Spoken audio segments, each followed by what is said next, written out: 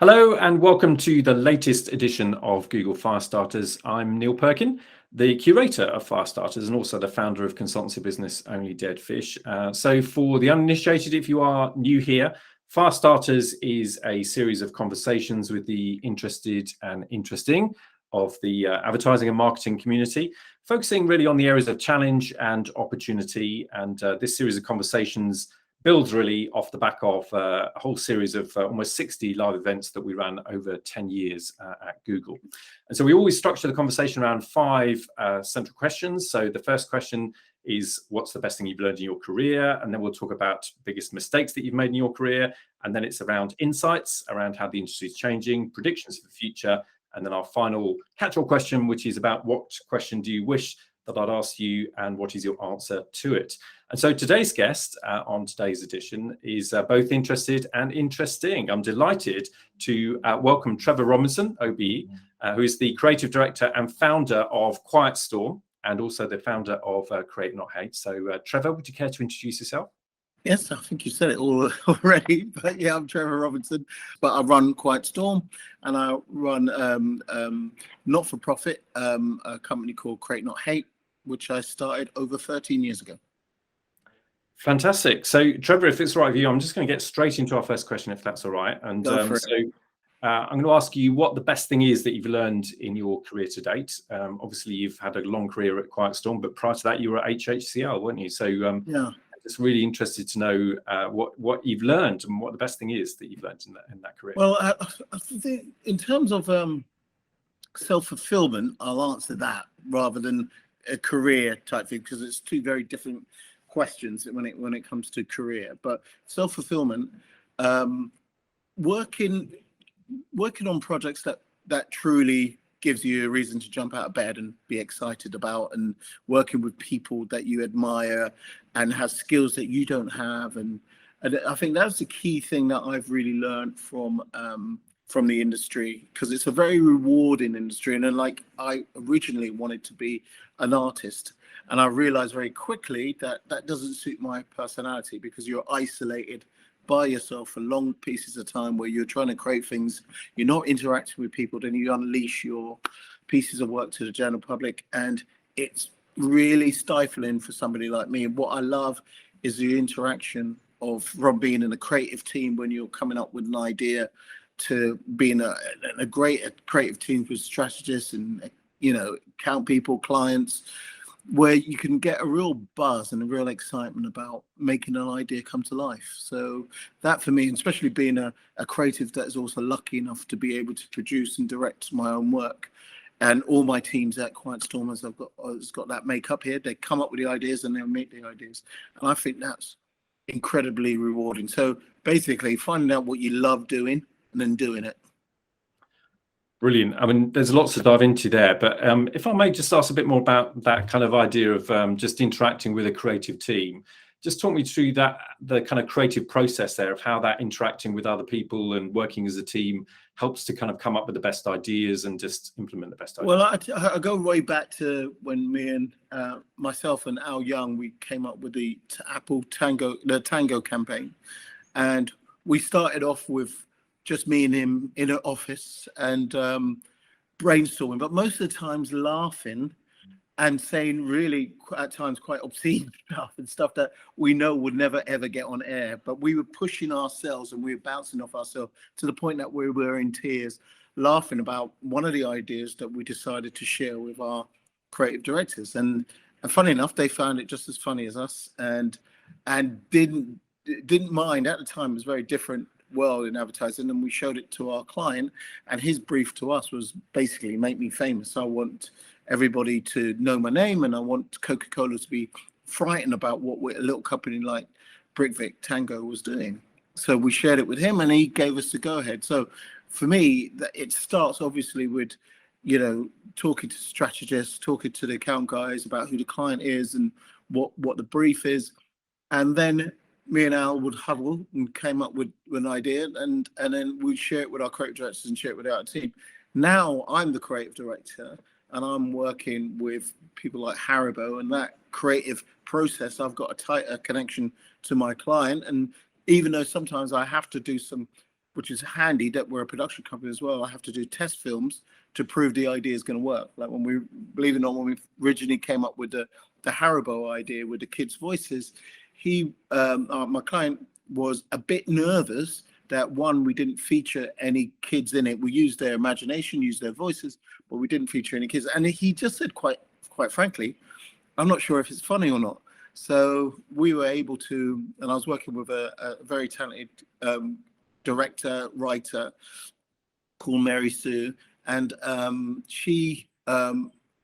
gave her the brief, like, we got to shoot a test film because he doesn't quite get it. And we used her kids' voices and we shot it with all the staff in the company and we showed it to them. I must say it's even funnier than some of the stuff that we eventually did. So that is a brilliant way of being able to work and control an idea and making sure an idea doesn't get stifled and murdered. we can like add as a team, do as best that we can to make sure it does air. That's really interesting. I think there's something here, isn't there, about clients who are brave and bold, arguably creating that fame because they're able to kind of take that kind of creative risk, I suppose. And that trust in us. Often people say, oh, give us this, give us that. But it's a bit like having a mechanic, but you don't really trust them with your car.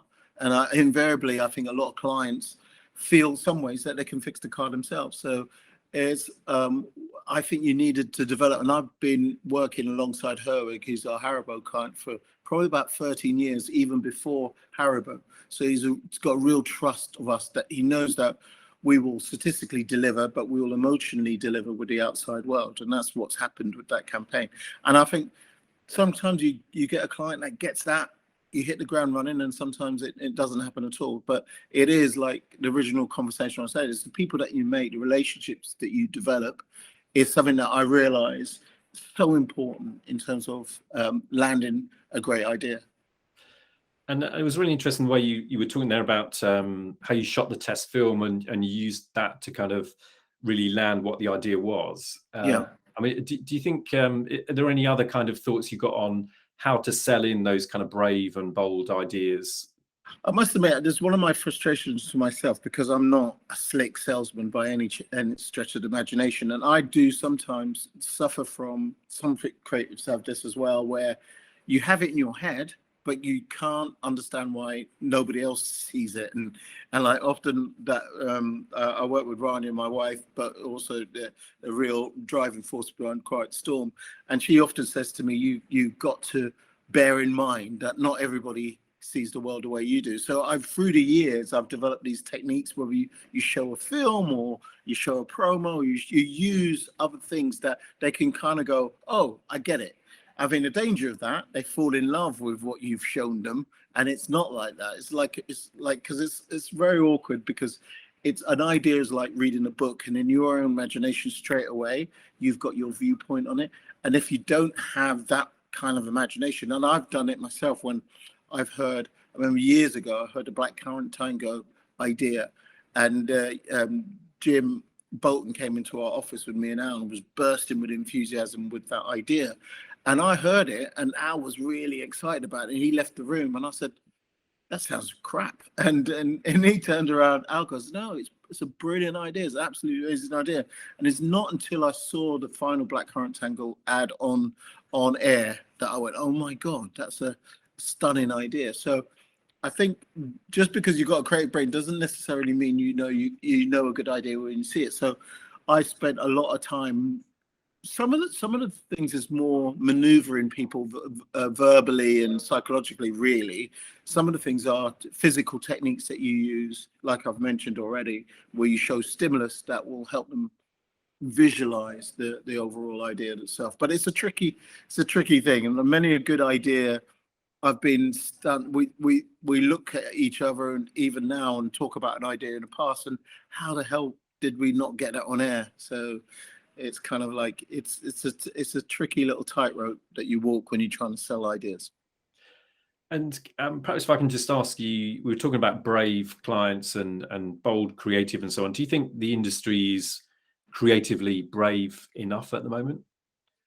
I think there's definitely a bit of a digital era now where everybody wants to have guarantees to what an idea is, and they want to control it a lot more. And I think there's less joy from coming up and being a part of an idea.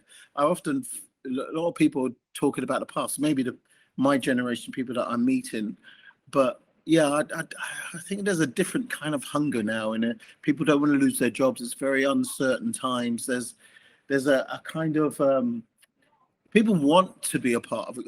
Of course, nobody wants to say, I do boring, turgid stuff every day. But at the end of the day, there's a lot of people that's got their finger in the pies now, and I think it is stifling the industry, and it's not a coincidence that this new generation, and also they're not being forced to watch ads like back in the old days. There's so many alternatives now. My sons don't watch, and my daughters barely watch TV anymore with where the commercials at. So you have to get quite clever to develop your audience out there. Back in the day when I was growing up, you were trapped with the free channels, and you kind of you fell in love with the Heinekens and the John Smith's ads and all the ads that used to come on the TV. You had lots of time for it to wash over you. Yes, there were bad ads back then, but it did feel like it's a weird thing, because you crush the past and all the best stuff in your memory, and you often forget about the horribly boring, dragged out ads that you used to see all the time. It just felt like there was a lot more adventure when it came to coming up with ideas. Even the posters, like the silk cut posters and all, there's so many. I'm not saying there isn't ideas like that out there now, because I keep seeing stuff that I really am envious and wish I had done even now, but it does seem less. So let's move on to the next question, because I'd love to ask you, across all your experience, about what the biggest mistake that you've made in your career and what you learned from that as well. Do you know what? I've been pretty lucky in as much as I think every mistake that I've had has helped me become stronger, creative, stronger thinking, strong. I've made a lot of mistakes throughout and stumbled a lot. And I think the biggest mistake is when I left Hal Henry originally, incredibly naive when I started off Quiet Storm over 25 years ago. And I left with my old creative partner that I mentioned, my producer, and also my ex-wife, who was on the financial side, and my producer. And I left Hal Henry with no clients. We had a desk at my old producer's office, and it was a very naive and very crazy thing to do. And I learned a lot, because Al immediately went back to Hal Henry, because he just went, just as after my producer decided that she didn't want to come into business with her, she spoke to her lawyer and he said, no, it's not a good idea. And then this is after we had committed to leave. And then Al promptly went back to Hal, and I was just left with the financial aspects of the company and myself in terms of a creative with no clients, and but I just could not face going backwards. So I stuck with it, and we survived, and mainly because I was a writer-director at the time. So that allowed me to direct a lot of stuff for other people. But that soon dried up when they realized I was an advertising agency, and they went, why are we giving another advertising agency work? So, but luckily I survived. So how did, in that time when you were, just on your own, and, you were, how did you kind of keep going? And, why didn't you just panic and rush back to the big ad agency world? And to be honest, I really could not answer you, because I think that guy, when somebody, I've had a question before, what advice would you give to a younger self? And I would say I have no advice. I could not, that guy was so brave, so naive, so courageous, so full of, as soon as, and I thought that the gravitas of great ideas that can transform societies and sell your product, I can do those. In my head, I could do those, and I'm not sure I have that naive courageousness anymore. I definitely don't think if I had to start again and that was where I was starting, I don't think I would be able to do it. But yeah, I think it's very admirable being able to do that. But I don't think I could do that now. And let me just sort of pivot slightly, because I'd love to kind of build on something you were saying there about, the big ideas and things like that. And it's just a really interesting thought about where ideas come from. What stimulates good ideas, big ideas.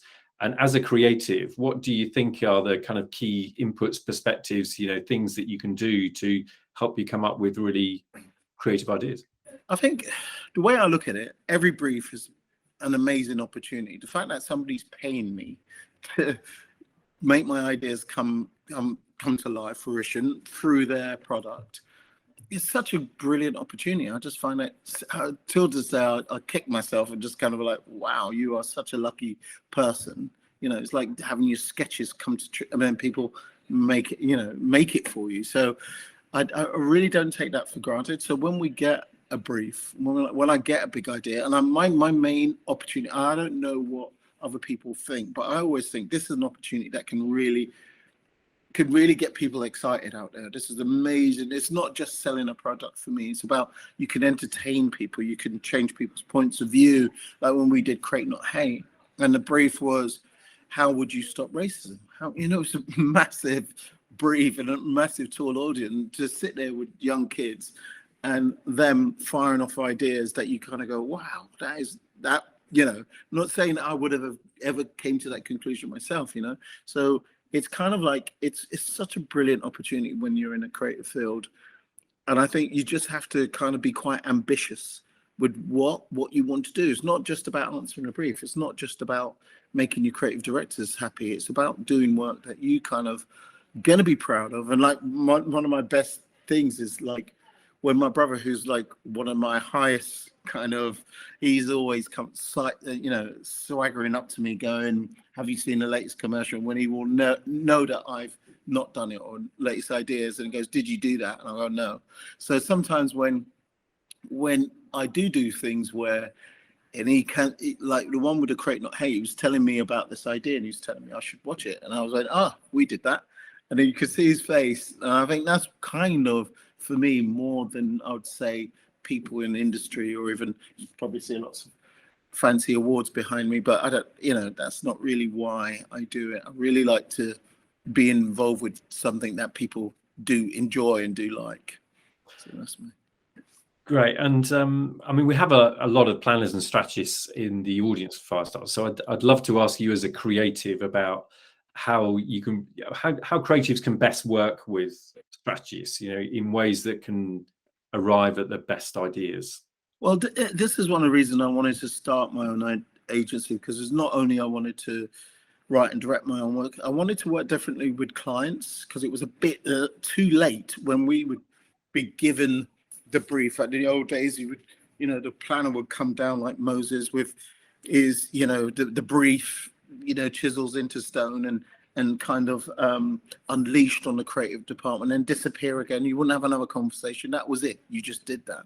And I found that really stifling. And I remember when we was on the production for years ago for Ron Seal Wood Varnish, and we met the client, and we were just sat around brainstorming the whole time with the clients, and it was too late to do the ideas. We were doing them, and I was thinking, how can I get earlier in that process? And also with the strategist, how can I work in an early, when before they or she or he's come up with the strategy, we've kicked it around, we've discussed it. So by the time you hit the ground running, you're coming up with ideas already. It's not like you just being given, you're part of the strategic process from the beginning. So I think that makes me a better creative. And I think that the planners really do realize we've interrogated the brief and who the client is and who the target audience is a lot stronger. So I personally, Start Quiet Storm is all about thinking about the idea as soon as, it's not just the planner just shoves a brief underneath the door and scuttles off. They're about the creative process. In the same way, our creatives as well have to share the ideas with the clients. So the account guy is there, or the account woman's there, but they're very much I think it's important that the client gets to know the people that's coming up with the ideas as well, and those guys can be a sponge off the client and their impressions about what they think is important, because they are the target audience as well. We have to be, we have to develop a relationship with the client. Yeah, absolutely. So let me ask you my next question here, which is really about your insight really around how marketing, advertising is changing. So what do you think are the main ways in which it's changing? I mean, it's a tricky one, that for me, because like I said, I've been running my own agency for over 25 years. I've been in a bit of a bubble. I haven't been sitting at other people's offices and sat at their desks and sitting in their boardroom. So I'm not really sure how other agencies are doing it, and even how the outside world is. From what I can reflect on, obviously, that digital has taken a massive leap in terms of the controlling of what is a good idea and what is a bad idea. Research seems to be even more technology led, and viewing people's reactions to from their retina in their eyes to whatever it is. So that's all leapt up, and that whole scope of, but I still feel it's still down to a good idea. And it still goes down to, there's an instinct that I've always had with what is a good idea and what's a bad idea. It's like being a stand-up comic. And yes, you've got your research you do in terms of running those gags by people again and again, but you've also got a kind of sensibility that I know I'm very good at making ideas that this unseen audience that don't know me at all, but I know I can get them to react and respond, and I know what that takes, and I know to a certain extent I also know what it takes to when you've got a boring idea and you have to be honest with yourself and go, why would anybody care? Why would this stop somebody from going up and making a cup of tea? So you have to be honest about yourself. You can probably hear my wife in the next room talking very audibly on a Zoom link as well. I need soundproofing here. That's fine. So I'd love to ask you at this point, really, about Create Not Hate, because one of the key focuses in the industry at the moment is obviously about diversity. And Create Not Hate, I think you launched in 2007, I think it was. So I mean, tell the audience first of all a bit about it, and it'd be good to understand a bit more about why that came about and your passion in that area. Well, the reason I did Create Not Hate, to be honest, is really weird. When I first got into advertising, it was a lot of Oxford and Cambridge grads and basically a sea of white faces. And when I came into it, and I was almost embarrassed to talk in meetings because I knew I didn't speak like anybody, I didn't look like anybody else. And like my poor creative partner, I used to force him to do all the talking for us with ideas, because I was just frightened that any minute now they would realize I'm not of them, not their color, and kick me out. So the door would come flying off the hinges. And I was very much felt privileged to be able to hide, but be able to do all the stuff that I wanted to do in this industry. At the same time, I was aware of tons of talented people that I grew up with, smart people, really that could revolutionize advertising. I kept thinking all the time, they think I'm good if this so-and-so was in the industry. So when I started, and I got more and more frustrated with that, not seeing enough people of color in the industry, and realizing there's a great group of people out there. I stumbled in advertising and got what we used to call the bug to coming up with ideas in advertising. But I knew a lot of people I knew growing up had no idea. And they were always like, how did you get in advertising? Why did you get in advertising? So I think at the first time was there was a kid that was murdered from my old school. And I remember that the advertising industry had done some posters and ads supposedly aimed at the target audience. And I just knew that this is not going to work. This is not how you get somebody to not pick up a knife. So I went back to my old school, and that was the first brief. And I worked with the teachers there that were incredibly brilliant. When I think about it now, the first bunch of teachers, because I just had a bunch of kids looking really bored at me, and I'm on this big stage and and I'm not qualified to talk to kids really. I know how to create direct, but that's about it. And I thought it was an incredibly powerful, successful project, and we did a short film called A Mother's Tear that I recommend you guys watching.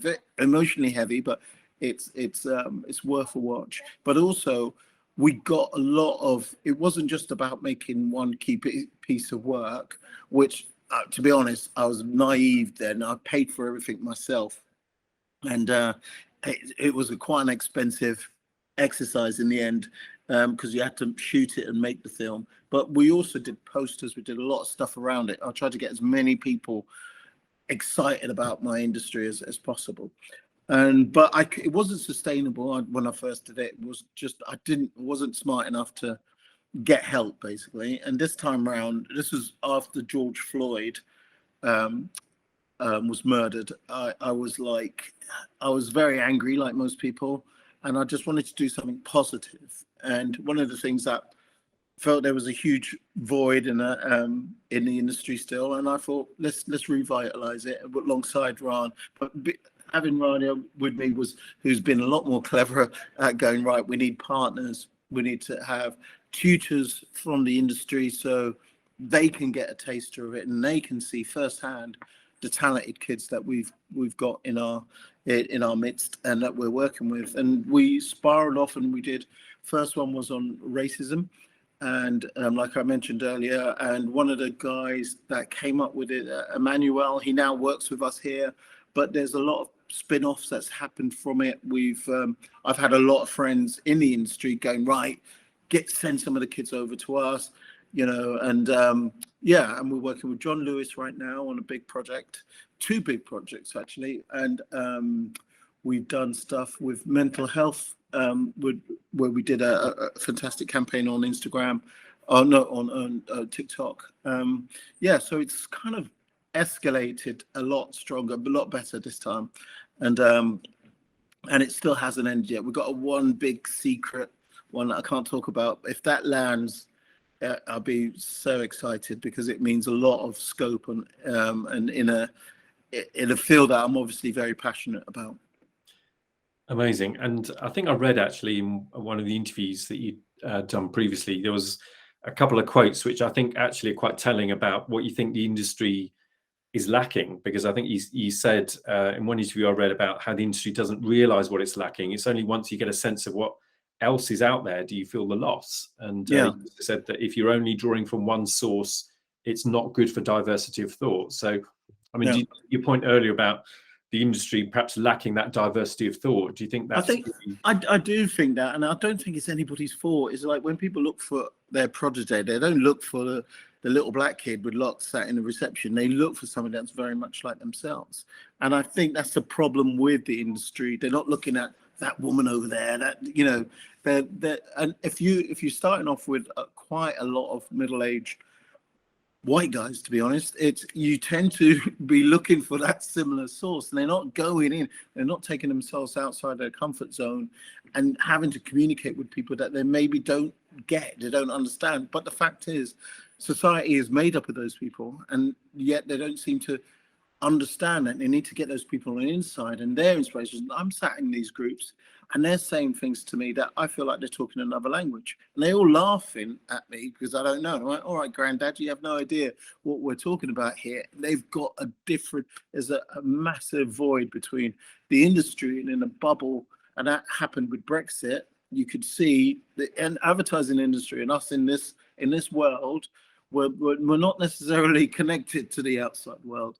And we have, we've just been working with On the Beach recently, and it was a real refreshing eye opener to me as well, because the strategy that we came up with in the end was, how do we do holiday ads that is not aimed at the industry?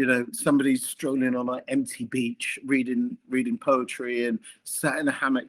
That's not what the rest of the UK wants when it comes to holiday. Most of them, they get 1 week, not 3 weeks, not 1 week in that year, where they can just throw off their clothes, kick off their, jump in the pool. They might have a beach just down the road, but they won't even go in the sea. They're just jumping in the pool, loud music, karaoke, making friends that you'll have for life, eating as much as you want. It's not what the traditional advertising campaign is for holidays. It's always idyllic beaches and, swimming with dolphins. And so for me, I love when you're given opportunities to really reflect society and give them, so they can see, oh, this is aimed at me. This is what I like. This is what, and I think only when you have people from that background, and that you're really going to change things, and advertising won't seem really sterile, aimed at somebody else. That it's not me, and I find that insane, because our job is to land selling things, and if you can't even get the tonality and language right in order to communicate to those people, what are you doing? Yeah.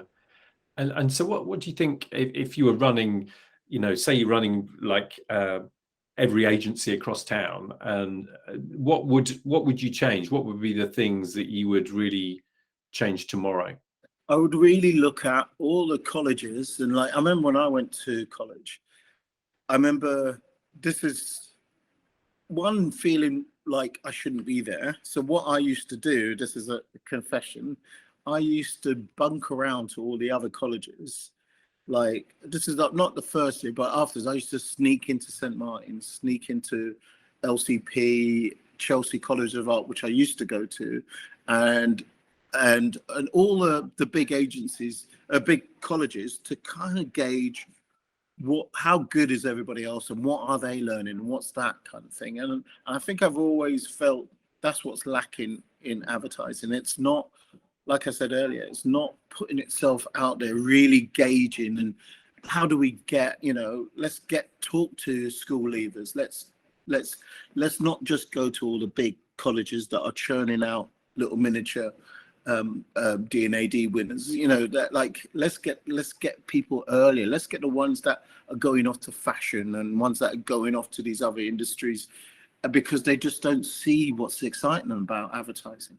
Not just get the ones that want to be, or doing ads. Let's get the ones that end up being economists and stuff. Yeah, I mean, it's fascinating, isn't it, to think about how the ad industry might compare with, if you're creatively minded, with other industries, like you say, Yeah.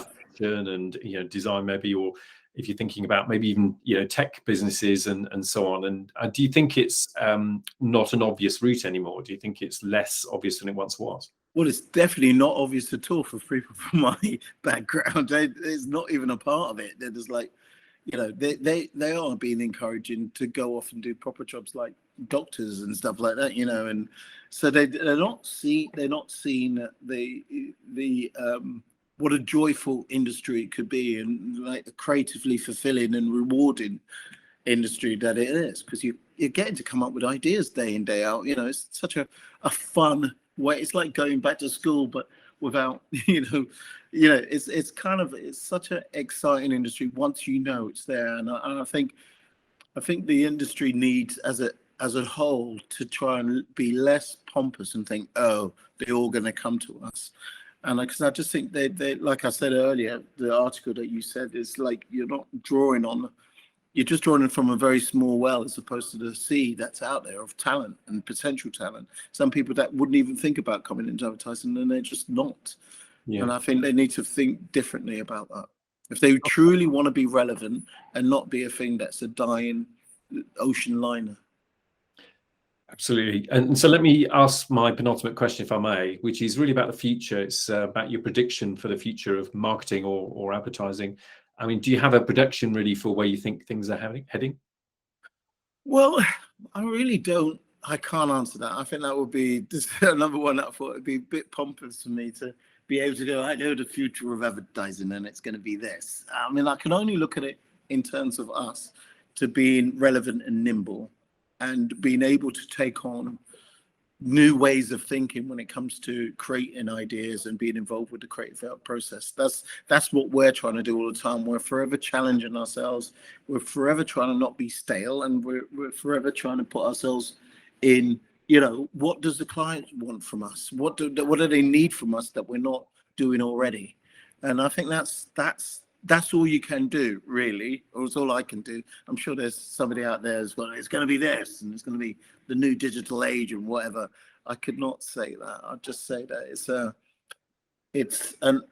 an exciting an interesting industry. You just have to keep yourself all over it, really, and be able to challenge yourself and not just be doing the same old thing that I was doing 25 years ago. Yeah, and that's in itself, I think, a really interesting thought about how you stay nimble and I mean, if I may just ask about you've got some long-standing client relationships, and so over that time you keep the relationship fresh and nimble. How do you do that? How do you keep challenging yourself? How do you keep that relationship as fresh as it can be? I think it's your account handlers really and your strategists have to be all over what is the audience demanding out there, and what is our clients honestly demanding. Like, what is their bottom line? What do they need to do? Who do they need to impress? What are the other people in the marketplace doing? How can they be that, fish that swim in the opposite direction? So we have to be important to them as well, that we can go, oh, have you thought of this? We think you should look at this. These guys are really interesting. They're doing this over there. And so I guess it's something that we have to always be creative with what we're sharing with them as well. Not just an ideas, but what we are as a company. If you, it's an easy thing to do, and we've done it ourselves. That client's happy with us. We've just won them some awards. Their budgets are, their profits are doing that. But when you're faced with real problems that's on the horizon and we've not seen that coming, that's when you're in a vulnerable situation. You always have to be able to help to predict where the market is going in terms of based on what they're doing, what they potentially can be doing, and what others are doing. And have you noticed sort of any change in terms of what's important to clients, I guess, or the perspective that they have perhaps in terms of how they're approaching advertising, marketing, and so on? I think it depends on the client, but there's always like what we all went through, this forced economy we went through with COVID, and like we were lucky to have a lot of clients that we won some clients that were perfect for what was going on. Haribo, like, who doesn't want a sweet that is guaranteed to cheer me up and cheer everybody up around you when you're in the horrible grey lockdown? And sales, of course, went out the window. And like, there's a lot of people that are amazed. Nearly every single person I spoke to just felt that that's the way things are going to be for the rest of the life. Like, you can look at Netflix, like, of course people were just in love with Netflix because it gave you that reward when there wasn't much during the day. You're getting out of bed and you're working and you're going back to bed. Netflix was those events that you wanted the next Squid Game, or what it was called. But I think that reality now is gonna really bump to the ground now, where a lot of things where people were doing really well or doing really badly, and it's kind of not continuing up at that higher, it's the reality's hitting home now, I think. Yeah, becoming in a different world, isn't it? So let me ask you my last question, if I may, which is the kind of catch-all question at the end, really, which is just the question that you wish that I'd asked you, and what your answer is to that. Yeah, I thought this was a funny one. I've never been asked that before. I don't know, because I think it's very narcissistic that I want you to ask me that question, and I'll prove how smart I am about it. There's nothing I could think of. I think the only thing I guess that I would, if I was in your position, I would ask, are you happy? Do you know what I mean? And are you happy with where you are now? And I'm like at the latter end of my career, and I'm very excited still about the possibilities of what can be achieved. And I'm just scratching the surface with Create Not Hate. I'm just always think I'm going to be involved with the next big thing that's going to get everybody excited. So yes, it's hard. Yes, it's, running a business by yourself, like, it's in a volatile times, and there's war and pandemics flying up there. Like, just before the pandemic hit off, we were on a new business streak of 7 wins out of 7. And we were like, and then COVID dropped down. Who would have saw that coming? We were all locked in our houses and we got very scared clients. And then, and we came out of that doing well. So it's kind of, it keeps you interested. And I think that's the key thing that I think got answered in my own question. Am I happy? Yes, because I'm not bored by it yet. And it feels like there's still a lot that we can all do. Fantastic, Trevor. That's a brilliant answer to the final question, and a brilliant way to close the episode. So thank you. All that remains is for me to say thank you very much for being a part of Firestarters. That's great. You're a great interviewer. You made me feel very relaxed. Thank you. Fantastic, thank you. And to everyone watching, don't forget to like and subscribe to the video, of course, and watch out for the next episode of Firestarters. So thanks, Trevor, again. Thank you.